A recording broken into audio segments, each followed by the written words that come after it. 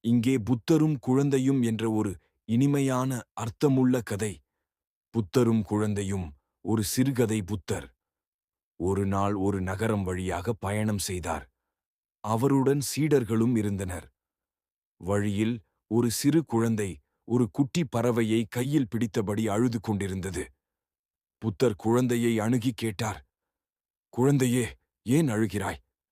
குழந்தை சொன்னது, "இந்த பறவைக்கு நான் உணவு கொடுக்க நினைத்தேன்.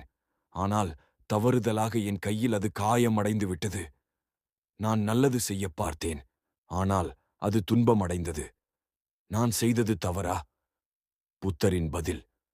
புத்தர் குழந்தையை அருகில் அமர வைத்து மெதுவாக கேள்வி கேட்டார்.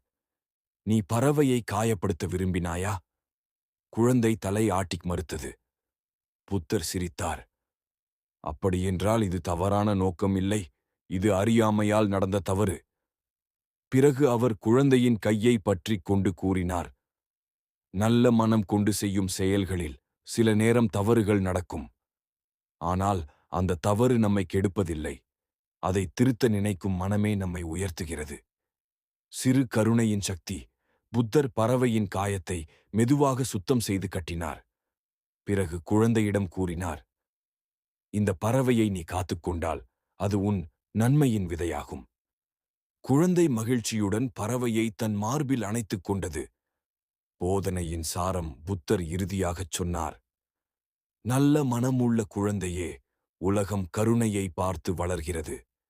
சிறிய கைகளாலும் பெரிய நன்மைகள் செய்ய முடியும்."